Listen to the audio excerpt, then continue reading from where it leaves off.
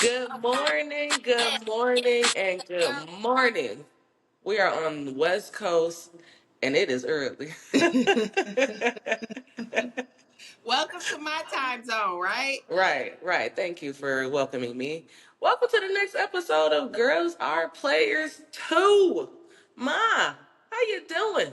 I'm doing all right. I am doing Good. all right. Sun is Good. shining, so it's gonna be a great day out on the west side. Sun is shining. I get to go back to my central time, so all things are good over here.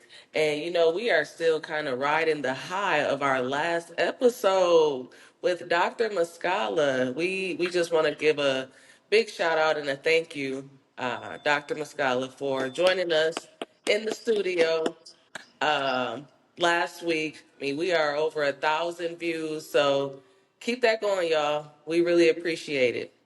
So, what we got going, man?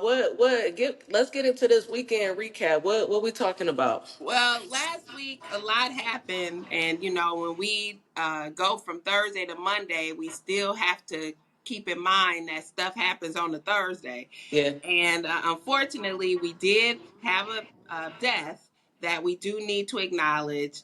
One of wrestling's icons, Hulk Hogan, passed away last week. Yeah. 71 years old.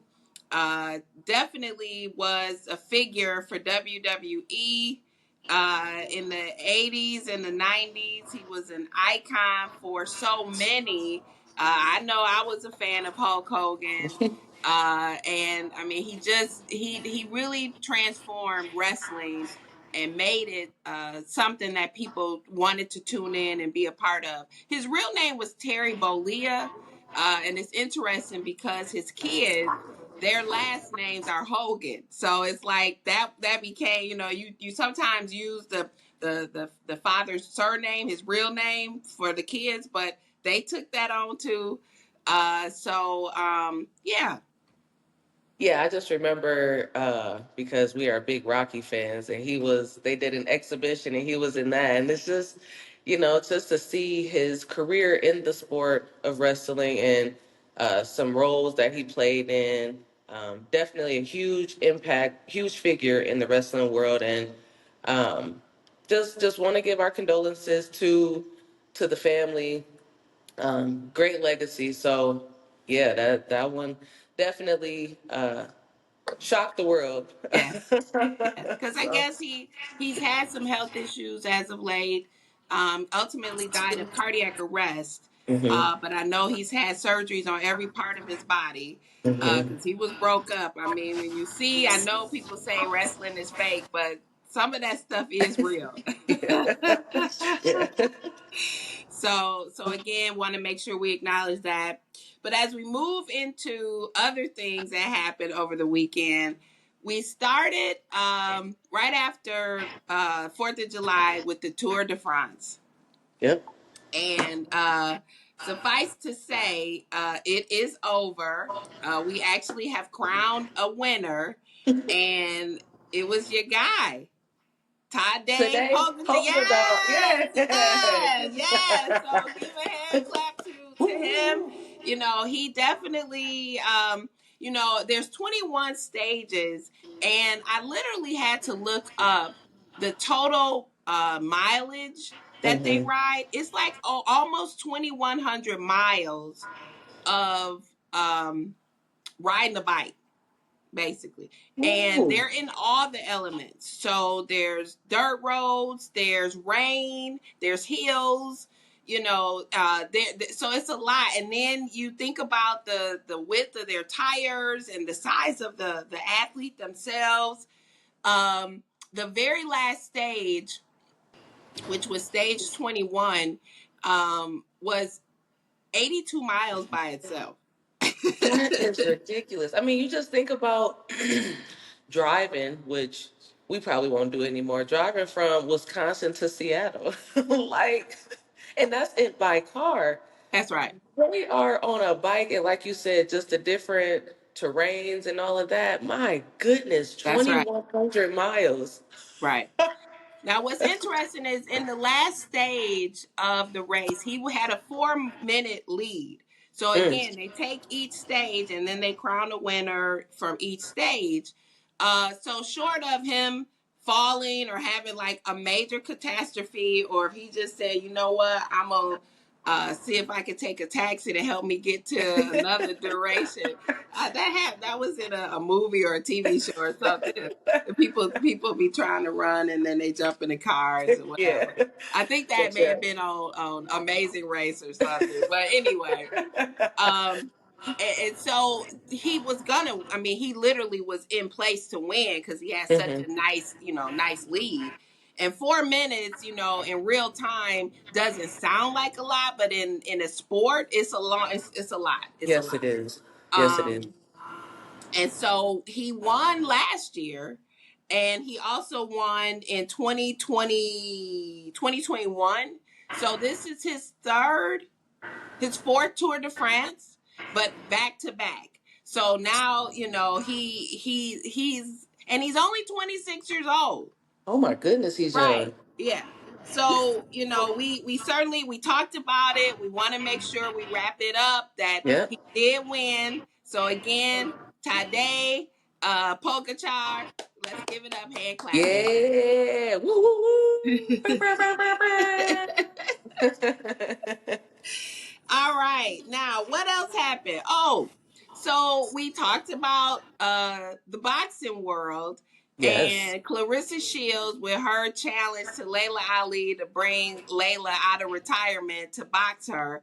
Clarissa actually had a bout. A She match. had a Yeah. fight, yeah. So Yeah, and to as I read it, I mean, she's cleared about four weight classes.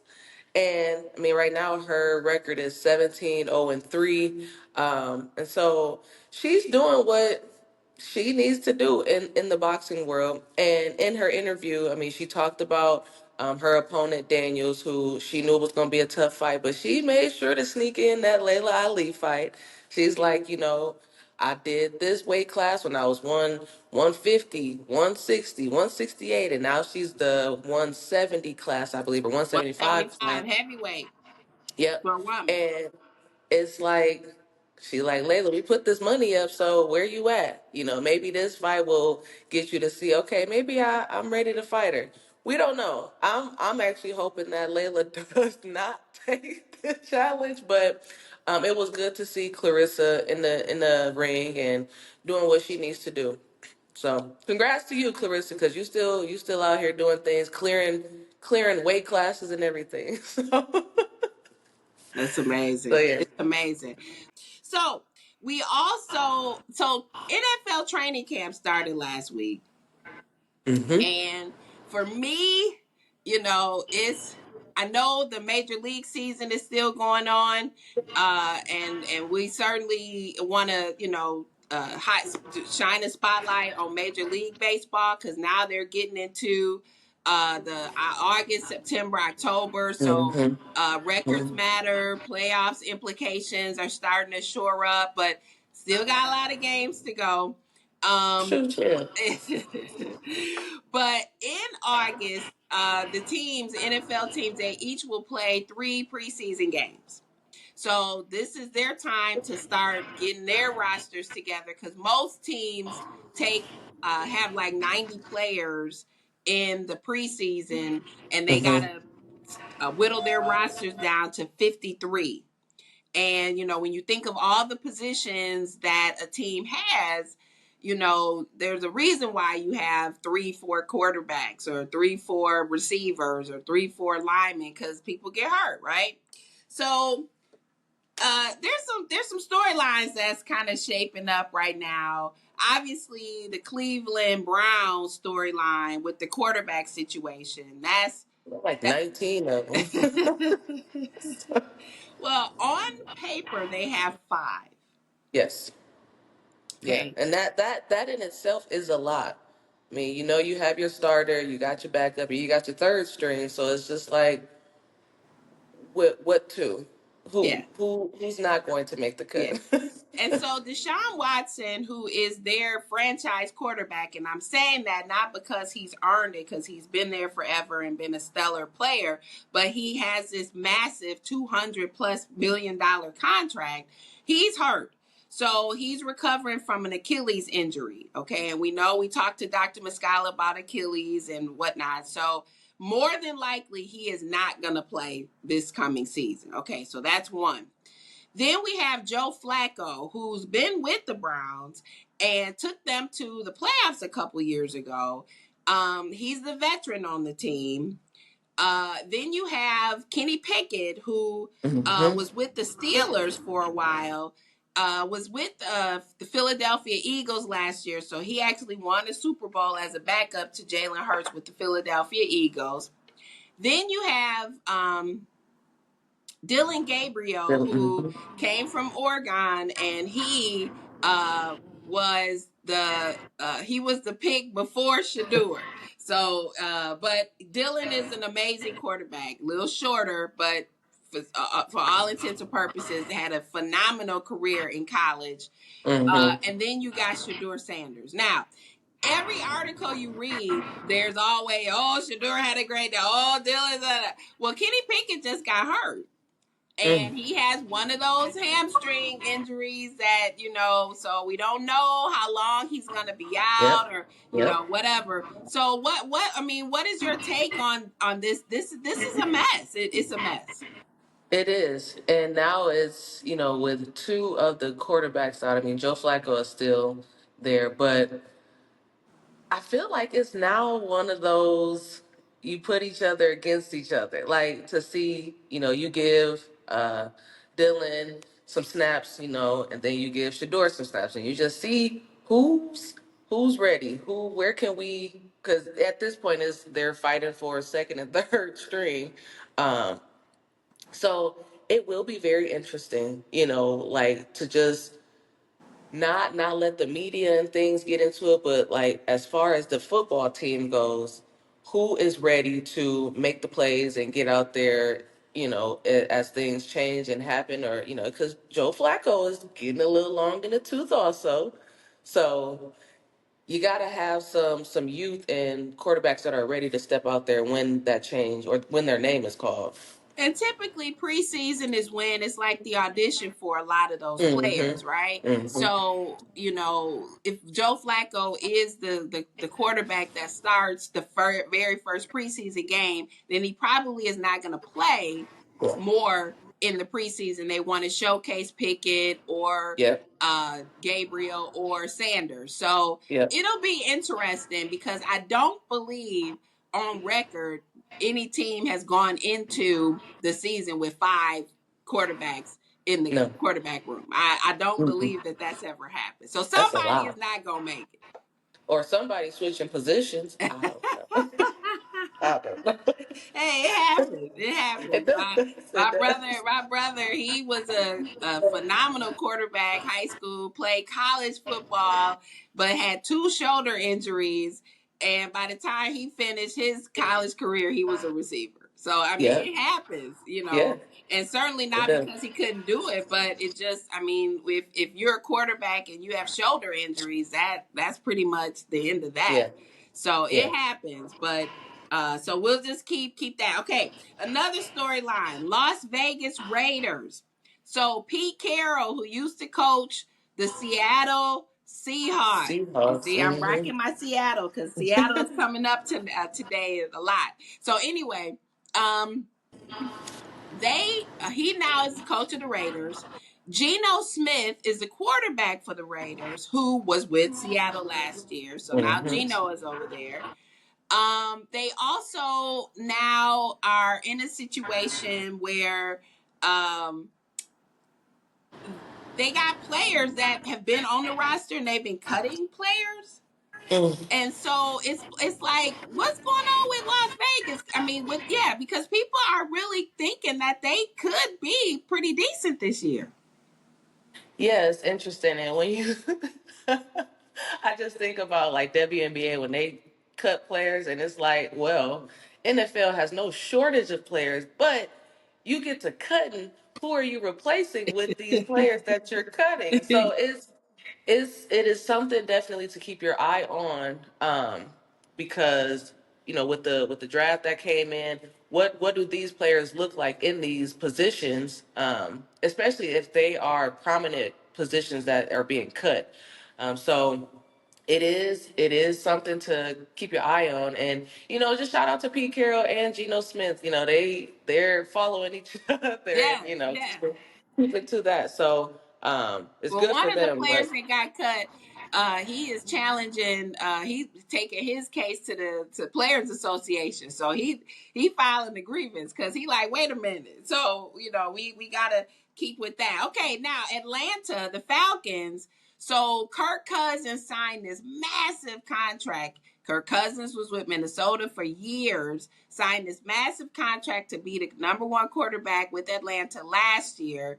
And in the draft last year, Atlanta picked a quarterback in the first round, like top 10, Michael Penix yep, Jr., who played for yep. Washington. Oh, everybody was enraged, just enraged. Like, what is going on? How could you? Even Kirk Cousins was upset about it, right? Well, as the season progressed, Kirk started off well, but Hmm. he didn't end up as the quarterback. They literally No, sat him and moved into the direction of Michael Penix Jr. Okay, so now you got a whole new season, whole new year. People were thinking Kirk Cousins was being traded. He was not. So he's still no. on the roster, but Michael Penix Jr. is QB1 right now. Hmm. Man, if this isn't some, like, I don't want to say reality type TV, but it's so many storylines that just keeps you on the edge of your seat, because we know Kirk Cousins from the Vikings, Okay. like, Yeah. was a baller, footballer, Yes. and so it's like, why is he not the QB1? However, Michael Penix Jr., he definitely, made a name for himself. So it's just one of those, like, dang, whose day is it? And I mean, it's again something that we just have to keep our eye on as preseason comes around, and as the start of the season gets here. Like, it's all a fit. Yeah. Like, who's ending the preseason, or looking the best getting into the regular season games. Yeah. All right. So we got to move to Pittsburgh because, Aaron Rodgers, 41 years old. Now, Oh slowly, goodness. he talking about his wife. And it's like, he just, wants to continue to make sure he stays relevant. But Steelers got big expectations this year now Yes, because they do. they got DK Metcalf from Yep. Seattle. They got Jalen Ramsey from the Yep. Dolphins, and they have Mike Tomlin. I mean, I just think he's an They have amazing my time. coach. Yes. So And TJ Watt is they spoken for. did, So yes. They extended TJ, which is awesome because when these players hold out and they're still under contract, it gets messy and it changes yes. the dynamic and the flow of how teams feel about Yes. themselves as they head Yes. into the preseason. So obviously a lot of storylines to follow there. With Pittsburgh, Dallas. Okay, Micah Parsons. Can we get rid of America's team or what? Like,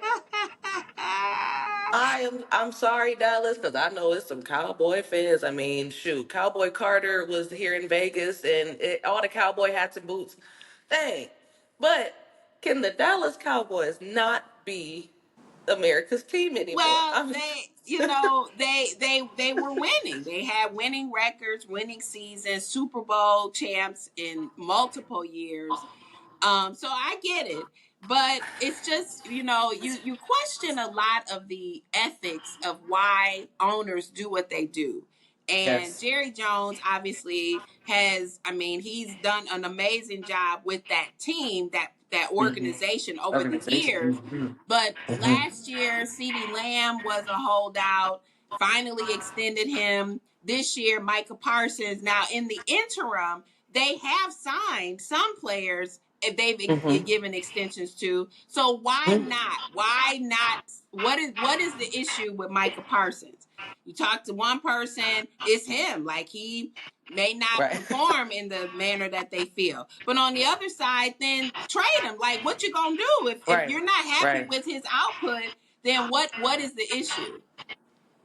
Yeah, and I it just becomes like a game of like, is it him? Is it not him?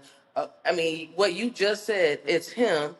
We're worried if he's going to perform. So there seems to only be a logical answer there of just trade him. Like, why even worry yourselves if you have these concerns coming into the season? Just move on. Right. So I'm. It's interesting. It's very interesting, and I'm looking forward to seeing how Dak Prescott does. Because the last few years is, whew, he's had a tough run. He has. He has. And like I said, they shored up CeeDee Lamb. Their defense is always tough. Trevon Diggs was kind of Mhm, upset because there was mhm. something that was mentioned about his contract. So again, Dallas just kind of always seems to be this team that, regardless as to what good is happening, they always Yep. have some scuttlebutt going on behind the scenes. And so, but um, I want to go back to the Steelers because they announced their Hall of Fame, Hall of Honor names that they're going to recognize this year. And Ben Roethlisberger is going to be Yeah, inducted. Big Yes, Big Ben. Ben, Big Yeah, Big Ben. Ben. And then one of his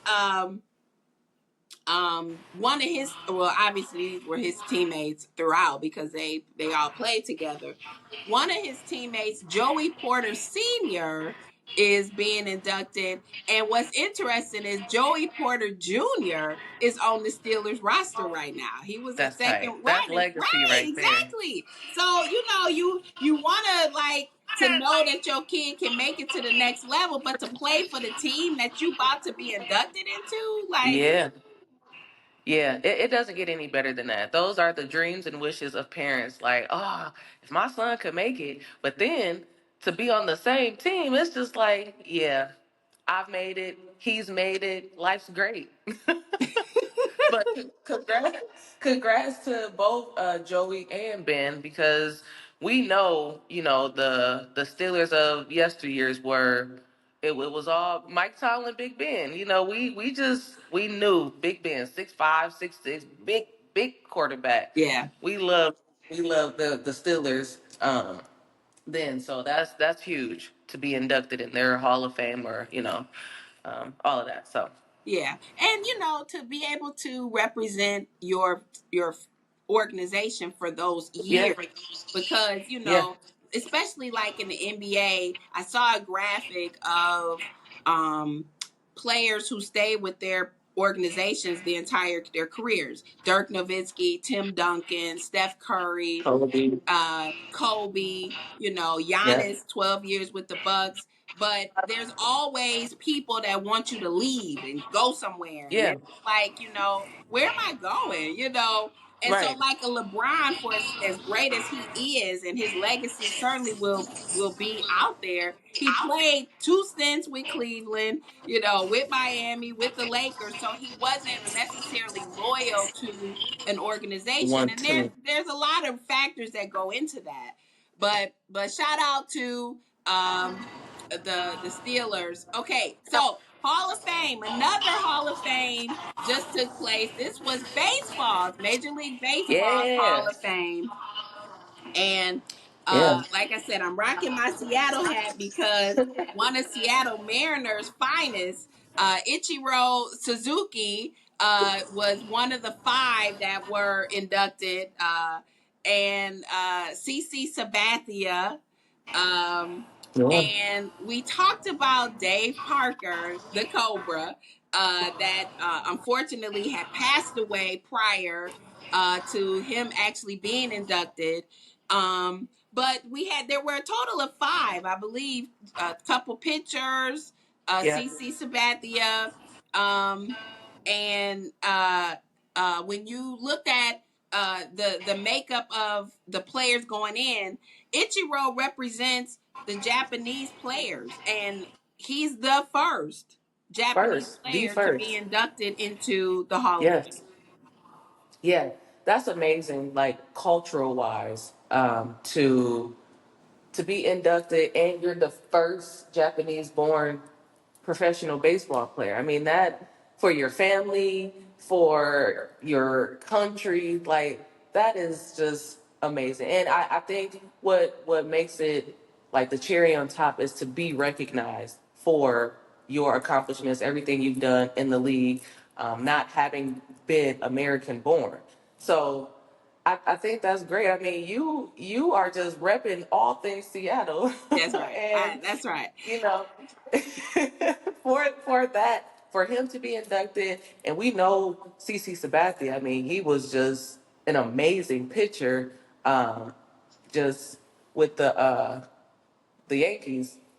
It's just it's amazing to just see all of these. I mean, across the sporting world, to see these athletes who put so much time in heart, blood, sweat, tears into their sport to be acknowledged. And with the passing of Dave Parker, not unfortunately not able to be here to see that and feel all of that, he's still being acknowledged. So That's I think this is just great. It's just amazing to have your name called for the work that you put in. Yeah, and it's funny because Ichiro is, I don't people didn't think that he could speak English. And so all the years that he played, he had an interpreter, which makes sense because I believe Yeah. Shohei Otani had an interpreter. That dude went to Yep. jail though because he was corrupt. Yeah, Ooh, that was bad yeah, news. that was bad. But anyway, um, he and so during his acceptance speech, it was in English, and people were like, wait a minute, So, He knows American language? He knows English? but shout out to Billy Wagner, another pitcher, and then Yep. another Yep. hitter, Dick Allen, and Dick Allen passed as well. So his wife received his honor, his induction award Award. Yep. in Elizabeth. honor of him. Dave Parker's son was there. So certainly want to give a shout out to baseball's Hall of Fame because again, Yeah. and CC and Ichiro were first ballots. We know the story of Dave Parker, but some of these guys, they could be on the ballot. I think you get 10 entries Man. before you can actually like if you can't get in. And I know that, that's something that um is unfortunate, but when you Yeah. talk about a Hall of Fame, you're going back in time. And so as Yes. newer players come out, it's like, well, who's deserving and who's, how do the voters determine who gets in? So again, it's Yeah. not an easy, it's just because you play 10 years and got a couple hits and a couple home runs don't mean you gonna make it. So we certainly do need to make sure that we recognize and take time to honor those that Absolutely. correct. Yeah. Whew. Okay. I think I finally can get these in. The NCAA updates. We have not talked about the NCAA, and there's a lot that's happening now. Couple things that we need to bring up is there is discussion for the possibility of them expanding the field for the March Madness tournament. Right now, it's up to Mm-hmm. 68 teams. So, Mm-hmm. four teams play like in a play-in type situation. Uh, that Tuesday before the Monday or Tuesday before the games start on Thursday. And then Yep. that's when you get to the field of 64. Well, now there's talk about expanding to 72 or 76. Okay. So my question is, what does that part of the 72 76 games look like? Because okay, it makes sense that it's kind of like a play-in for the 64 to get to 68 to get to 64. Okay, got it. How do you explain that? Like, is it like a play-in type, like okay, these two teams play each other. Whoever wins that game plays now the next round. Like they have maybe 2 or 3 games to even get to the round of 64 potentially. That is a lot. Now, is it to say for teams to say, yeah, we made it to the tournament? Could be. I don't know, but it's just interesting. You know, I think that from 68 to 72 might be more feasible right now than going to 76. Um, but I mean, it's NCAA. They got money coming in and all of this, so it's not a lack of finances. I mean, they can find places to play in and all of that. So it's definitely possible. I'm just thinking about just what does that look like Well, game it's all wise. money. It all has to do with money because the more teams that get in, more revenue for the programs, more revenue with Mm-hmm. TV Mm-hmm. rights because obviously they're going to air those Mm-hmm. games. But it just my thing is when something is working, like there's something to be said about making the tournament. And yes, there are Yeah. the teams that win their conference tournaments are get the automatic bids, and then you have all these at-large bids. I think it's going Yeah. to affect the at-large bids because you still have to It have waters it a down. window of how to like you say, get these teams playing in these regionals and then get them to, the Sweet 16 and stuff like that. Are you gonna, you're not gonna extend the Sweet 16. You're not gonna change the Elite Eight. So it all has to do with what's happening on the upfront. But yeah, I just when it ain't broke, don't fix it. Don't fix it. And it feels like a watered down situation. Like, oh yeah, we want more teams to be able to make it here. At what cost? Because if Right, they put out in the first round, now what? right. Like, so yeah, to your point about the at large teams, it's just like, is it fair to them? Yeah, I So agree.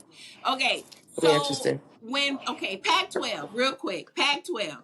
The Pac-12, as we knew it years ago with Stanford and UCLA and USC. Okay, so the Pac-12 went through just unfortunate. They literally It's the pack two. Let's call it what it well, is that's right what now. it It's the is pack today. two. Right, right. So in 2023, they literally voted. Some teams defected and left. Now in new conferences, as I mentioned, USC, they're now in the Big Ten. Oregon is in the Big Ten. Washington, so so it was literally left to Washington State and Oregon State. Okay, those are the two teams that remain, and they literally have been Yep. carrying on for 2 years, last year and then this year. But the Pac-12 is under realignment.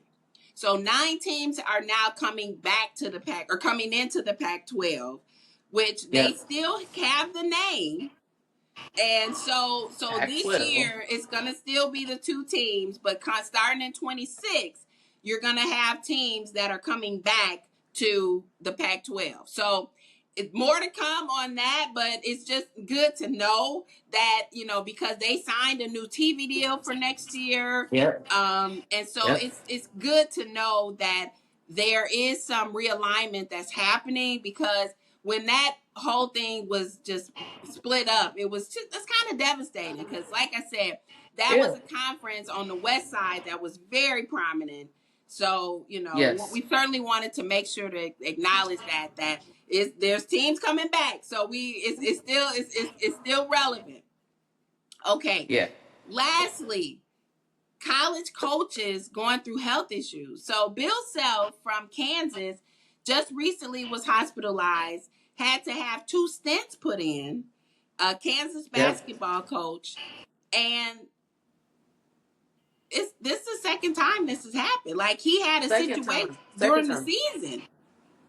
Yep. Yeah. He missed most of the NCAA tournament because of his health concerns, and so of course they had an assistant coach step in who has retired. So it's just like when if Bill Self comes back, what does that look like? And I'm not foreshadowing anything. I actually would prefer, like, if you are having concerns, it may be best to step down because coaching puts a lot on your body. Like, it may not even be so much. Well, it's a lot of physical because you're yelling and just a lot of emotions and things are coming out of that. But his stents were due to like blocked arteries, Correct. and so we know just with the deep vein thrombosis and what just clotting and things, what that can lead to.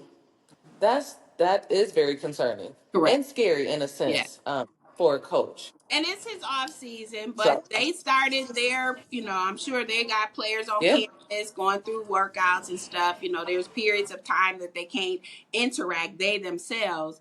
But Deion Sanders is back in the news with his health. Now, during the summer, yeah, he actually was like missing. Like people didn't know where he yeah, was.